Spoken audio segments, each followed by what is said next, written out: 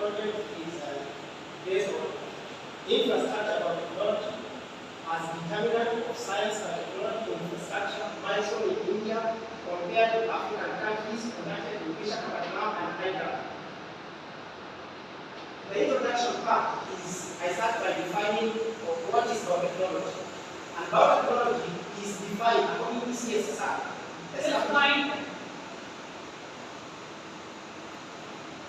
The first one is the definition. So according to CSR, established in South Africa, scientific infrastructure is an elaborative term that includes laboratories, testing facilities, scientific instrument, equipment, clean rooms, and pilot plants needed for research and technology innovation.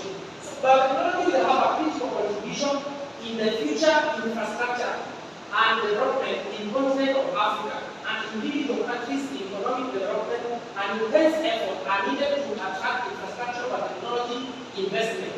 The next slide will be a little of the background. So I have taken a few of the background. The first one is what was done by Hassel.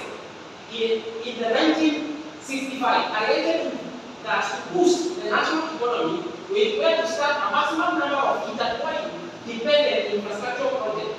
As for the public well-being, scientific infrastructure are not excludable, have critical external positive impact.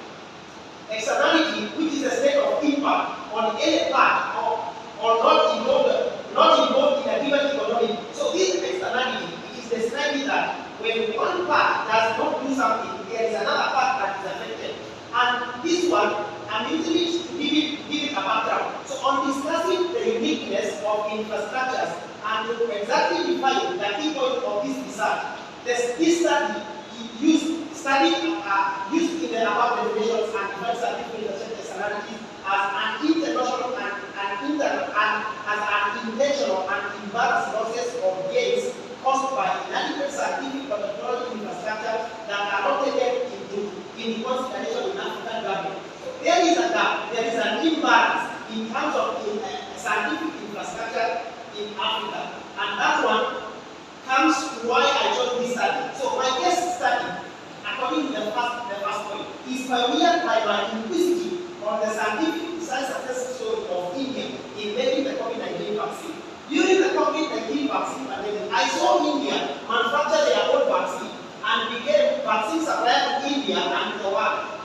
With such crucial capabilities, India was able to stand tall and resist pressures from global pharmaceutical companies to sell their vaccine to Indian citizens. This made me pause and question what would have happened if such core capability never existed in India. The answer to my question, I discovered that it's because of India's valuable capacity and infrastructure development. Africa is not exceptional. Something must be done to achieve such capability that is achieved by India. So, hoping that my findings would indicate the significance of infrastructure by technology and in getting to the success story of making vaccine, I was able to take a few machines or a few instruments and I wanted to extensively scrutinize those instruments. The first instrument that I considered was real-time PCR, immunoassay analyzer, flow cytometer, next generation sequencing, DNA sequencer analyzer, they call it the category of NGS, electrophoresis chamber, reverse test, HPLC, GCMS, XCMS, UV spectrophotometer, and then nephrometer. So the institution, I had to collect data to get the comparative data. So the first institution is Innova. The first institution up to this point, they are giving biotechnology information. So Center for DNA, Fingerprinting and Diagnostic, Indian Immunological, all the way to Ragu College of Pharmacy. So this one, Ragu Pharmacy College, Abambi, those are colleges, and then universities, and also Emmanuel College is a college of pharmacy, college, then Andhra University, Gita University, those who are universities, private and state government university, then Actimus, Indian, and Center for DNA and Biological, those are institutions, they are research institutions that are established in that offer pharmaceutical services or to offer technology services. The second thing I did is objective of my study.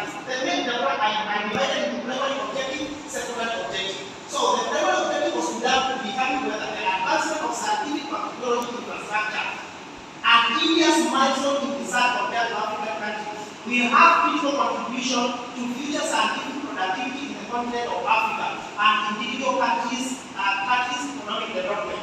Then the secondary objective was analyzing the state of the art of research on scientific infrastructure, identifying mainstream research domains and the evolution of scientific knowledge based on the research domain, identifying research gaps in Africa and proposing future research directions, determining the findings of this study would enrich the body of knowledge of sustainable infrastructure development from the perspective of infrastructure imbalance in Africa.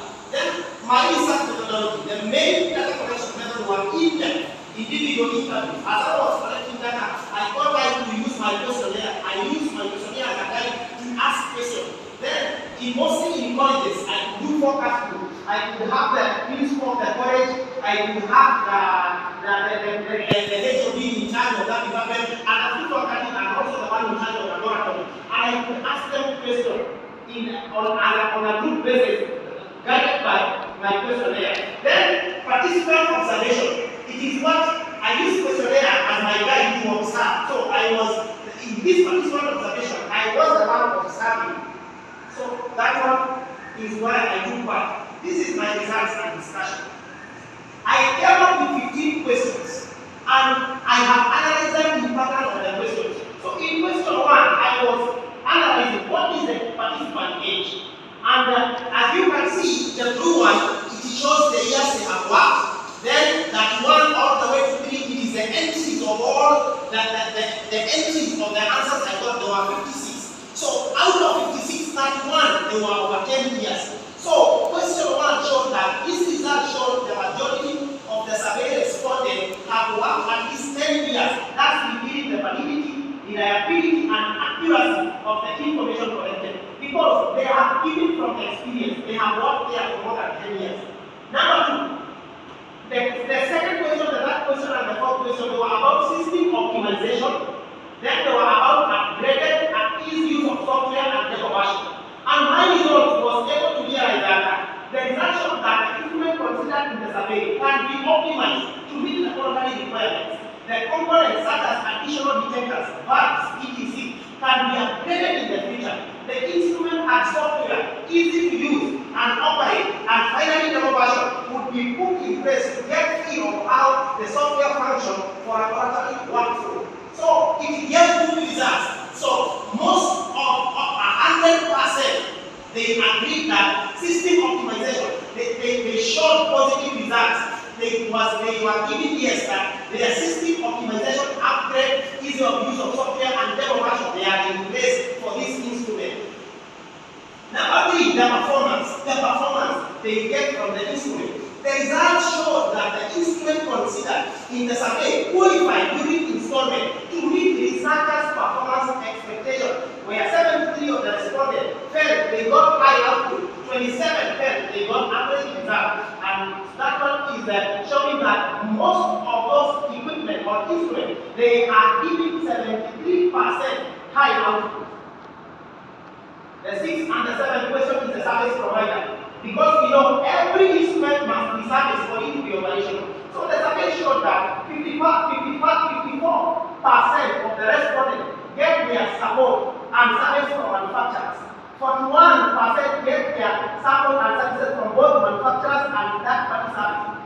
Only 5% got their service, their support and services from third-party service groups. In addition, the survey shows that the third-party service groups are factory trained. This makes their instrument have enough durability and authentic spare parts, because manufacturers, they want to maintain their company's reputation, so they cannot give a counterfeit spare parts, they give original. And this one gave credible information that majority seek their services from manufacturers, others seek from manufacturers and third-party service, and they are factory trained, and it shows the effectiveness of those instruments.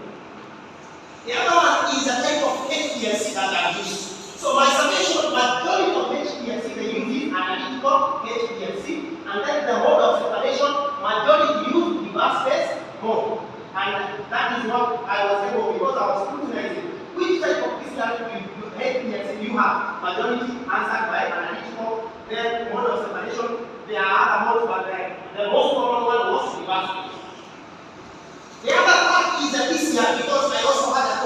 PCR, real-time PCR, but I also gave option for other PCR.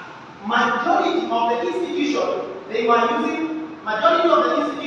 using gradient PCR. Majority, a few used real-time PCR 22%, and then out of the types of immunoassay I analyzed, majority are using autoimmunoassay system for immunoassay as a type of immunoassay. So majority are using gradient PCR, then followed by real-time PCR, biochemistry PCR, then conventional PCR at only 11%. Reason for purchase. I look at the reason for purchase. This survey revealed that nearly all institutions from whom the respondents gave answers purchased new instruments due to the reason mentioned in the above item. So majority purchased due to this reason, but majority is first-time purchase. So, and then the other part is increased capacity, followed by replacement. Then 18% is a newer setup. So it is shown that this affirms the commitment of the government of India to strengthen scientific technology infrastructure. So it is shown that the government of India is really investing in strengthening technology infrastructure. Then the results. There are many factors that I will consider three. I consider three factors that respondents they consider when they are buying machine. And one of the factors they consider is the quality of data obtained. But here, I observe a scenario that is common to all the factors that they consider. When they are purchasing this instrument, the quality of data showed that the research institution obtained the quality of data at a range of 95% to 100%. Most of the research institutions, they obtain best quality, they obtain best quality of data. Although they are few compared to many academic institutions which obtain average quality of data range between 50 to 85, which is good. And mostly these are private and state universities. With some colleges they obtain low quality of data at a range of 10% to 3%. And the reason I discovered from my survey is that it is due to the fact that most of the instruments were bought long time ago, especially for colleges, mostly used for class demonstration only. Hence, this can be done until new instruments with improved quality of data are bought. So, but for research institutions, they have good quality of data. They obtain good quality of data. This graph is a uniform group. It is a nominal distributed. It can form a uniform showing risk all the way. Then the highest, they are obtaining data of 80 to 75, and we are saying this group mostly because there are too many. There are the colleges and the university. But because a few colleges here, you can see between 30 to 100, majority of these categories were colleges. These mostly were universities, both private and state universities that I visited. Then these percent were research institutions. In the same way, accuracy of the instrument. If we look at it, we will see and also see research institutions, they were obtaining accuracy of their instrument is 99% to 100%. So it means they obtain 5 reliable data, although they are few compared to many academic institutions which obtain good and high accurate data at a range of 60 to 90%, mostly private and public universities. Then a few colleges, they obtain poor data quality. And the same description, they have old version. They would say this instrument was bought 10 years ago. So, and mostly they use those instruments for class demonstration. So, that is the other reason. Then the other reason is maintenance of the instruments. So, in the same way, I have to consider the research institution, the running institution, both university and colleges. And I discovered that the routine maintenance, noticeable routine maintenance, at a rate of 99 to 100 was achievable for research institutions. This reveals that the instruments are at proper working condition, hence generate improved, timely, reliable, accurate results and reliable evidence for India's milestone in scientific and technology infrastructure. Although they are few, because research institutions, they are not as many as the university and colleges. So for colleges, their maintenance is also good 50 to 90%. And then for universities, and then a few colleges, they have poor maintenance routine at a rate of 5% to 10%. And this fact was that most of the instruments were bought long time ago. They also gave the same reason. Wrong process of acquiring maintenance money. And then a few were saying this machine was cracked in poor condition without use of UPS system. Hence, this can be done and keep noticeable instrument maintenance routine is observed. Some of the instruments, if they can have good maintenance, they can improve the quality. But research institutions, they are doing very good in their maintenance. Research and research on the other factor that I considered in question 13, I was trying to how many research scholars are using the instrument? How many PhD students are using the instrument? How many undergraduate students are using the instrument? And I was able to see credible results that this thing, when I consider the mean, it means on average of 5 research scholars, they are using the instrument. An average of 22 PhD students, mean of 22 undergraduates are people, PhD students are using, and then 18 students are using the instrument. And this is critical data. So this survey revealed that instruments are used by research scholars, postgraduate students, and undergraduates. So this revealed that.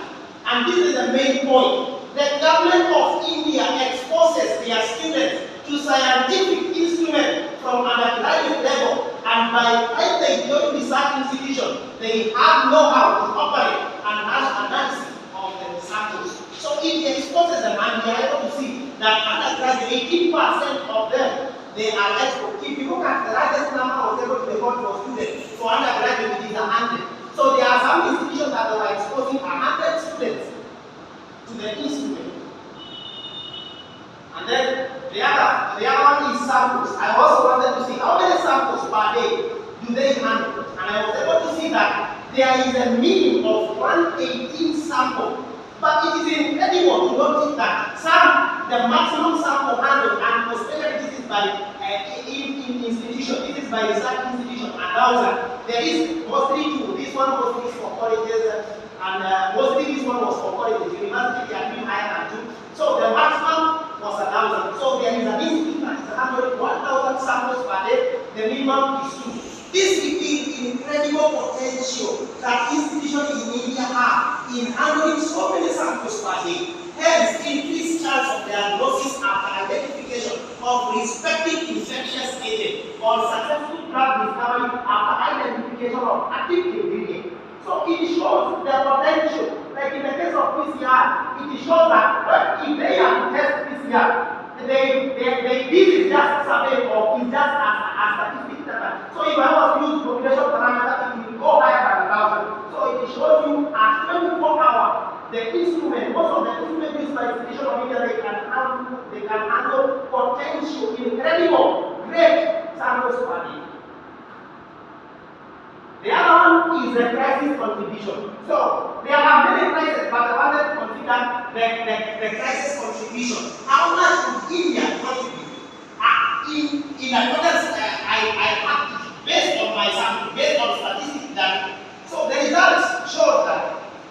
These results showed that the above contribution from the research institute, university and colleges, the big dropped to 46%. Due to the contribution of average results from universities and colleges. But, now that is the main point, but research institutions, if rated alone, would have 90 to 100% contribution to the research, to the recent COVID-19 crisis. Research institutions in India, they are doing incredibly well, if rated on their own, but for this one, it has to drop from 90 or from 100 all the way to 46, because I included universities and colleges, and they have a big data. So this means that universities and colleges, and there is a reason why it has to drop. This reveals that university and colleges play a critical role in exposing students to instrument usage, to venture into research institutions in the future where real research is happening. Hence, this shows that drop in average contribution, as the majority of the instruments in universities and colleges are for demonstration purposes and henceforth have less contribution in commercial sector. So that's why the mean have to drop back, because with most of the instruments they are for demonstration purposes, they cannot be scaled up and into commercial sector. But for research institutions, the contribution they are doing in any crisis, and even in COVID-19 crisis, research institutions in India India, they gave credible contribution. The final thing is non-hypothesis tested. I have to test my non-hypothesis. So these results from a survey I used to test my non-hypothesis. With an assumed mean, I had to search for this. Africa is only contributing 2%. But as I took it as assumed mean, but in the real sense, it is true. They are only contributing 2% of scientific methodology infrastructure. Any scientific contribution, they are only giving 2. So I took this one. So for me to do Thesis compare 2 sample means. So I took 2. And the actual mean for India, it is 70. But because I explained initially, it dropped from 70 to 46. So I took the 46 and I took the 2. So out of 10, I did out of 10. So this is like 46%, but if I do it in ratio of 0 to 1, it is 0.46. So I calculated the t-value, and I got the t-value here. It was 11.95, and is greater than the calculated t-value of P0.05. Degree of freedom 54 is 2.02. Hence, the null hypothesis is rejected because the calculated t-value is greater than the calculated t-value of the critical t-value. So alternative hypothesis is accepted that states there is a link between advancement in scientific technology infrastructure and India's milestone in scientific research compared to African countries. Conclusion. This is enough evidence of India's milestone in scientific technology infrastructure compared to African countries in which most developed institutions are relatively few. Yes, we agree. In Africa, there are research institutions, but relatively few compared to many. And also in India, we say research institutions, they are relatively few compared to many universities and colleges that expose their students to instruments and prepare them to be future scientists and scientific discoveries. So this statement, what it means that India, we cannot group them and say they are many students, but because we have already described, because of colleges and universities, according to the instrument they have, the mean will go down. But initially, from my discovery, I know that India, what it is doing, it is to expose their students to instruments, hence prepare them to be future scientists and scientific discoveries. So this is the main reason I found out that makes India ahead of African countries, as this reveals how the government of India is committed to advance scientific skills in their young citizens in universities and colleges. It is time for African countries to smell coffee and wake up and invest in scientific and technology infrastructure to further expose their young citizens students to sophisticated instruments from undergraduate level to enhance scientific skills to handle future crises like COVID-19. Finally, those were my references.